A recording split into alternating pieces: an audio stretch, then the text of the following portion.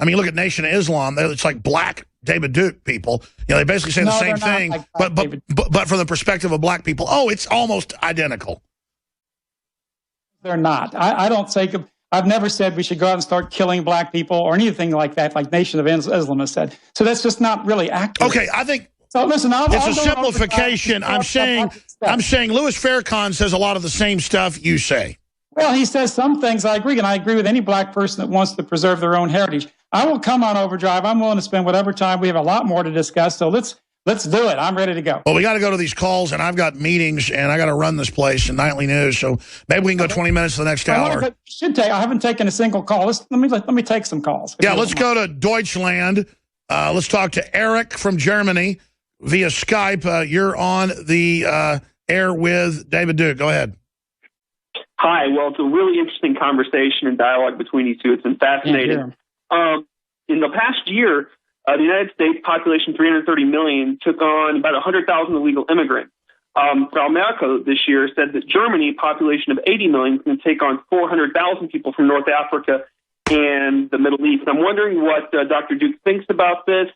And I'm also would love to hear his opinion about Vladimir Putin. And lastly, Alex, I love you, man. I listen to you every day.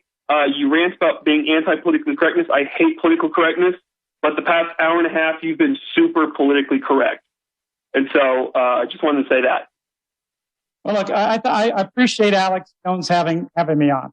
And I really do. And it took a courageous act on his part to do that. Now, let me answer the man's question. I travel a lot in Europe. I've spoken at universities all over Europe, both Eastern and Western Europe. And Europe is in a crisis just like America. It's had the same leadership. In Germany, for instance, the head of the third largest party is a Jewish communist. Again, we go right back to that, named Gysi. And he literally said that he celebrates the fact that Germans aren't having kids, so no more Germans are going to be born, so the Nazis can't come to power. That's how evil the situation we have going on in this country. Now, was there one bit of criticism in America about this planned genocide of the German people? Was there one criticism from any of the controlled politicians in Germany? No, there wasn't, because nobody dares to criticize the real power in the world, and that's the Jewish supremacist. All right, caller from Germany, we're going to break. I thank you for your call. We're going to come back and talk to Kevin, Paul, Leslie, Mark, and others that are holding. Here's the kernel of what I want people to get from this last 2 hours with David Duke. I don't like gangs. I don't like people that organize just based on a flag. I find that generally produces a lot of oppression and tyranny.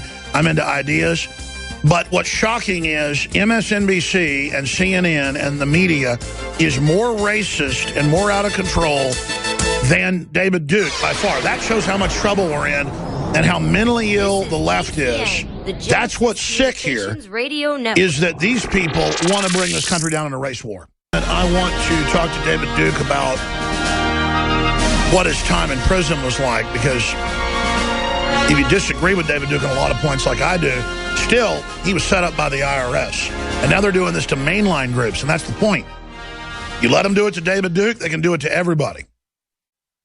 And I guess he'd argue he was thrown in a gulag like Alexander Solzhenitsyn.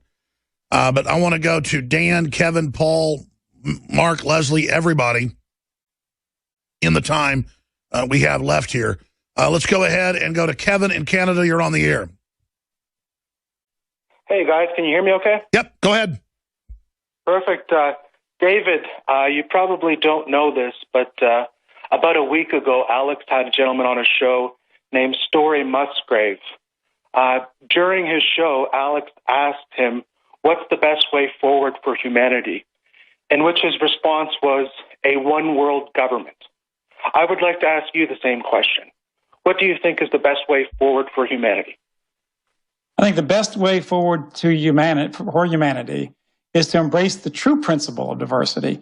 That is, just as in nature we have biodiversity, we have human diversity, every people must have the right to preserve their own heritage, to enshrine it, to continue to raise it up. Every people has the right to exist. Every people's got the right to control their own affairs. The truth is that humanity is not all one. We are different. We're all human, but we're very different in the way we look, the way we act, the way we feel, what the things we want for our society, our religious views. So true freedom is allowing every people to exist and survive. And if that's racism, I don't know what super racism is.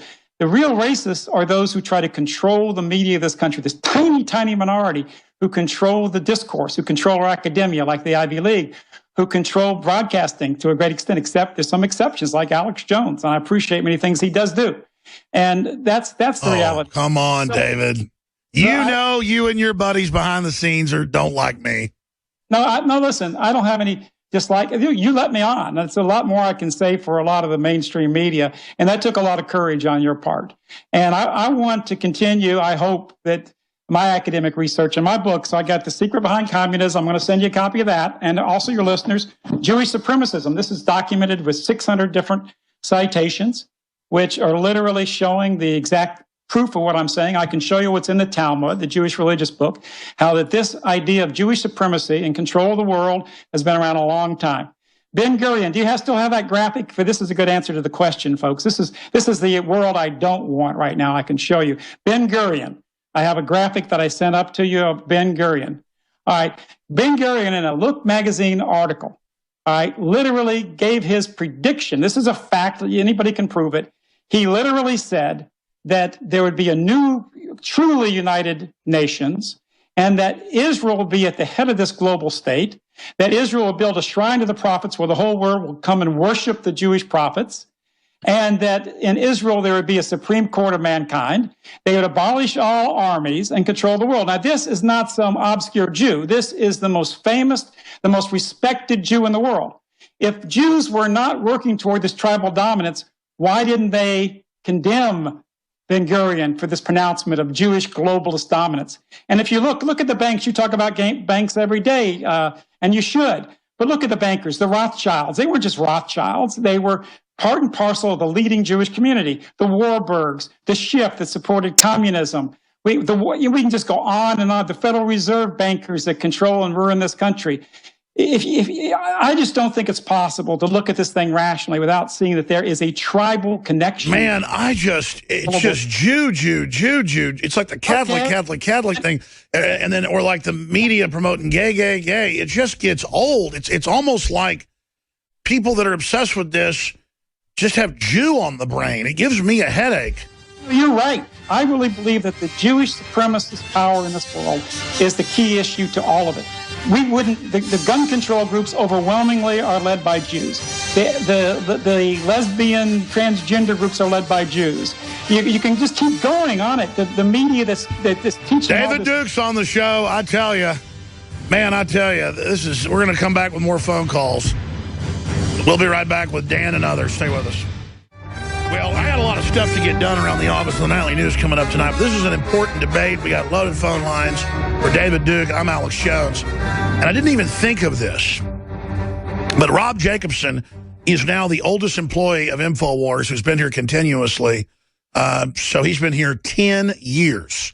Rob Jacobson. And, of course, we get the orders from Tel Aviv. They go through him. I'm joking. Rob Jacobson helped make Endgame. He helped make so many of the big films that we produced. He's one of our great video editors. He studies the New World Order. He exposes it. And he wants to talk to David Duke. Now, I don't know if David Duke's scared to talk to a Jewish person. I'm being sarcastic. You may think he's going to grow vampire fangs or something. But, Rob, I didn't even think of this. In fact, next time David Duke's on, we ought to get you in here in studio so you can talk to him and, make your own points. But you've studied the Federal Reserve. And that's a point I didn't make earlier, that a lot of the people that founded the Federal Reserve, some were Jewish, some weren't. They ended up funding fascism, the Kaiser Wilhelm Institute. And that's something David said earlier, that no, there's no connection to Nazis trying to take over America. No, I said fascist. The McCormick-Dickstein Committee exposed that. There was a major pro-Nazi movement here in the U.S. The Bushes were involved. And next time Duke comes on, we can debate that further. But I need to go to these calls, too. But Rob Jacobson, you wanted to talk to David Duke. Yeah, I was just curious. Thanks, Alex. I was just curious. I heard all this conversation during the radio show today. And, Mr. Duke seems to be pretty educated in a lot of parts of the world. And you guys were talking about bankers. So I was just curious if he could explain to me which one of these bankers is the Jew of maybe the founders, maybe the guys of the Jekyll Island. I'll just name them off. And as soon as the Jew is there, the hidden guy, whatever, He could just educate us, I feel. Is Nelson Aldrich Jewish, Mr. Duke? No. No. I don't think so. Okay. How about Abraham Pyatt Andrew? We want to name some of the Jewish names, or are you just going to name the Gentile? No, I'm just curious because you seem to think that Jews are almost completely responsible for everything that's wrong in the world. That I don't really. I think Rob's point is, I think there's only one guy that's Jewish on the list. Rob, there is one guy. Let me answer the question this way, okay? Okay. You've talked a lot about the most powerful banking family in the world historically has been the Rothschilds, and the 6 sons of the Rothschilds went to 6 different countries and led the banking institutions of those countries. In this country, the most powerful capitalist banker by far was Jacob Schiff. He literally financed the Russian Revolution and ultimately caused the death of tens of millions of Christians. The Federal Reserve for the last 3 decades has only had Jewish supremacists, Jewish extremists, as head of the Federal Reserve, who support all the major Jewish organizations, which oppose all the principles that Alex Jones talks about here. Yeah, but Mr. Duke, this is not the origin of this place. You're definitely cherry-picking history here to support your side of history. Let's go further. Let's talk about the original 1929 Big Six. Which one of them are Jewish? I mean, these are the guys that started... Let me ask the question. All right, listen. I think Jekyll Island was set up to try to get in as much of Gentile collaborators. There have always been Gentile collaborators, but there's no way to deny the fact that the most powerful predator bank on planet Earth, who practically picks the members of our Federal Reserve, picks the members of our Treasury Department, is the biggest contributor for presidents of the United States, both Republicans and Democrats. The biggest single corporate contributor is Goldman Sachs. But this is recent history. But Goldman Sachs was more of a socialist movement. Yeah, well, this is within the last 25 years or 35 years. This isn't like deep-rooted stuff. This whole system was set up by the Rothschilds. This whole you could say that. I mean, but you could also say that the Rockefellers contributed to that, and so did Andrew Mellon. Yeah, let me ask you this question. What about the Rockefellers and the Nazis? Because the Rockefellers worked with the Rothschilds. In my experience, the Rothschilds helped start some stuff in Israel, but they just play both sides. I see the Rothschilds as really just very sociopathic. Rothschilds, by the way, bought off Winston Churchill. As a young boy, they financed his kit when he went to South Africa. The Rothschilds gave him a huge wedding present to his wife and kids. They were developing Churchill because he was an aristocratic Gentile, and they know to advance their program, they've got to have Gentiles involved. And Churchill drove Europe into a war, a horrific war that killed 54 million Europeans, and also caused the takeover of half of Europe by communists, which at that time had a lot of Jews involved, and they also basically took over the West. This war was a catastrophe. So there are Gentile collaborators, but if the Jews don't run the insiders, the elite of the world, then why is it that Israel has a law right now where it's against the law for a Jew to marry a non-Jew? If any American, any European, any Canadian proposed a law where it's against the law to marry a Jew or against the law to marry a non-Jew. It's like an anchor baby thing. They say guest workers can't marry someone to be able to stay there. We have similar laws here for sham marriages. Well, but let me answer the question. If any country of the European world had tried to pass such a law, if that happened, you know that they would be demonized. They'd practically call for sanctions against the country. They'd practically invade them. For that reason. But Israel can do it. So why is it that the only people allowed to preserve their heritage and push for their power over all of us? Sure, let me throw this out there. I got corrected on this because I saw a leftist publication reporting that years ago, and then I read deeper into it. They have sham marriages where people pay to get in as a guest worker, then they marry somebody so they can stay in the country and get welfare.